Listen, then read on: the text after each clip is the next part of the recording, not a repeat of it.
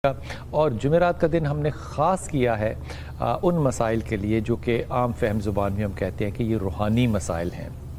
اگر آپ کو لگتا ہے کہ آپ پہ کسی نے جادو کی ہے، آپ پہ کوئی بندش ہے، وہ ہے یا نہیں ہے یہ تو ظاہر ہے بعد میں پتہ چلے گا، لیکن آپ اس معاملے میں کال کر سکتے ہیں۔ میرا ذاتی خیال یہ ہے کہ اگر آپ کے اور بھی دنیاوی مسائل ہیں تو آپ اس کے لیے بھی کال کر سکتے ہیں، کیونکہ آج ہمارے ساتھ ہے شام الہی ظہیر بھائی۔ السلام علیکم شام بھائی، خیریت سے ہیں آپ؟ اللہ کا کرم۔ عام طور پہ بہت سے کالرز جو ہوتے ہیں نا وہ یہ بات پوچھتے ہیں، اور یہ میں بات حشام کی طرف دیکھے بغیر کہوں گا۔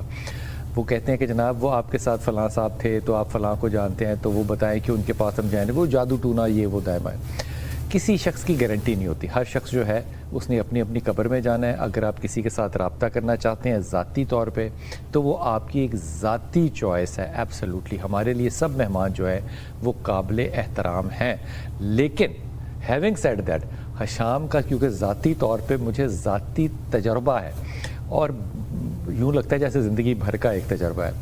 حشام جو بات کہتے ہیں نا وہ صرف اس کے تجربے کی نہیں ہوتی، وہ قرآن سے بھی ہوتی ہے، وہ حدیث سے بھی ہوتی ہے، اور اس کی جو اوتھینٹسٹی ہے، اس کا تجربہ جو پہلی دفعہ میں نے زندگی میں دیکھا ہے، آنکھوں سے دیکھا ہے، وہ کووڈ کے اندر دیکھا ہے کہ اس کا جو ایمان تھا، اس کا جو یقین تھا، اس نے ویکسین کے طور پہ کام کیا۔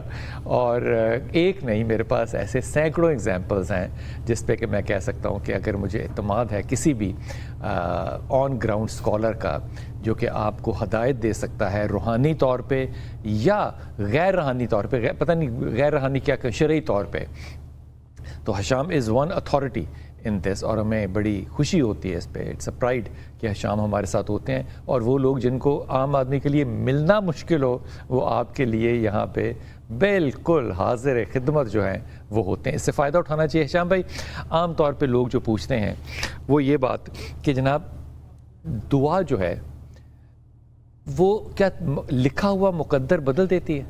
بسم اللہ الرحمن الرحیم۔ بلال بھائی پہلے تو شکریہ میں آپ کا ادا کرتا ہوں، آپ نے اتنے اچھے الفاظ میں ذکر، میں نے دل سے کہے ہیں، ذکر ہے اس کا شکریہ ادا کرنا چاہیے۔ نہیں، بھائی بھائی ہوتے ہیں نا، ہر مومن آپس میں بھائی ہوتا ہے۔ اور دوسری بات جو آپ نے سوال کیا نا، اس سے بھی پہلے میں ایک بات کرنا چاہتا ہوں کہ رسول اللہ صلی اللہ علیہ وسلم نے فرمایا الدعاء هو العبادہ لا يرد القضاء الا الدعاء۔ رسول اللہ صلی اللہ علیہ وسلم نے فرمایا کہ قضا بھی، تقدیر بھی اگر کوئی چیز ٹالتی ہے تو وہ دعا ٹالتی ہے، اور یہ امام البانی نے اس حدیث کو صحیح کہا۔ اچھا، اب یہ لوگوں کے درمیان ذہن میں یہ بڑی کنفیوژن آتی ہے کہ بحث ہوتی ہے کہ تقدیر تو لکھی ہوئی ہے، تو لکھی ہوئی چیز کیسے ٹلتی ہے؟ اس کا بھی رسول اللہ صلی اللہ علیہ وسلم نے بتلا دیا کیسے ہوتا ہے۔ ایک ہے تقدیر اللہ رب العزت نے جو فرشتوں کے سپرد کر دیا کہ اتنے بج کے اتنے منٹ پہ اس کا حادثہ پیش آنا ہے، وہ فرشتہ حادثے کا مقرر کردہ آیا تو اللہ رب العزت نے اس کو روک دیا کہ اس نے فلاں وقت دعا کی تھی، اس کی وجہ سے یہ حادثہ ٹال دیا جائے۔ یعنی اللہ کو تو علم ہوتا ہے کہ دعا قبول ہونی ہے، لیکن فرشتوں کے پاس جو رجسٹر ہوتے ہیں وہ مٹ جاتے ہیں۔ اور ویسے بلال بھائی ایک بات ہے، یہ بڑی انٹلیکچوئل ایک ڈبیٹ ہے جس کو آپ یہ علم الکلام کہتے ہیں، فلسفے کے اندر ہے، یہ جو ماضی، حال اور مستقبل ہے اس کا پابند مخلوق ہوتی ہے، میں اللہ نہیں ہے۔ یعنی یہ اگر لوگوں کو یہ بات سمجھ آ جائے نا، ہے تھوڑی سی مشکل ہوتی ہے کہ بنیادی طور پہ میرا اور آپ کا بھی جو حال ہوتا ہے وہ گزر گیا، وہ ماضی ہو گیا۔ حال بڑا بریک پردہ مستقبل اور ماضی کے درمیان، ماضی بھی ایگزسٹ نہیں کرتا، حال بھی ایگزسٹ نہیں کرتا، اور مستقبل بھی ایگزسٹ نہیں کرتا حقیقت میں۔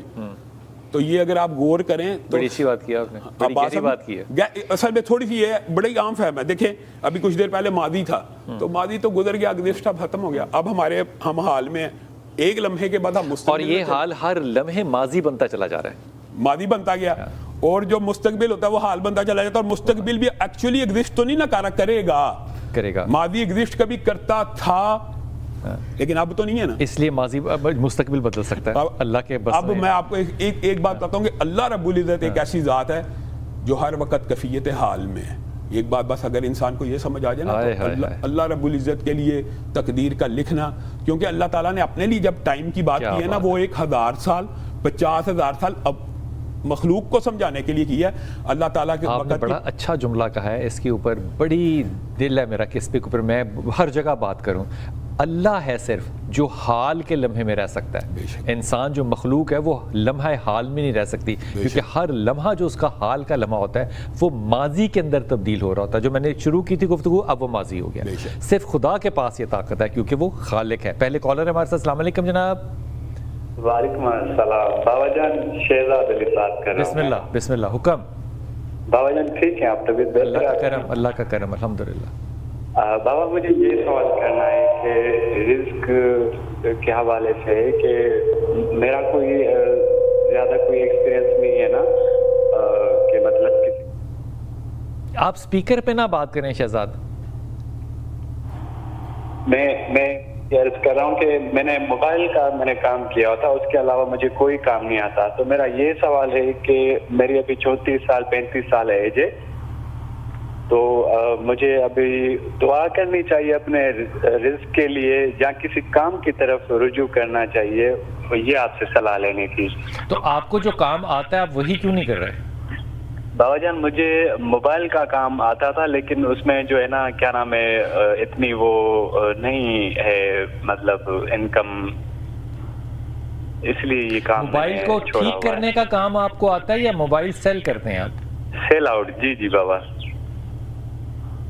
سیل آؤٹ کرتے ہیں. اچھا, آپ نے حافظ جی کا وظیفہ سننا ہے اور پھر میں آپ سے بات کرتا ہوں. حافظ جی بلال کیا بھائی, جو انہوں نے پہلا سوال کیا نا دعا کرنی چاہیے, دعا تو ہر حالت میں کرنی ہی چاہیے. ہر حالت میں. اس کی ایک بہت بڑی وجہ یہ ہے کہ انشاءاللہ آگے جل کے شاید یہ بات کا موقع ملے کہ کوئی بھی دعا جو ہوتی ہے نا رد نہیں ہوتی.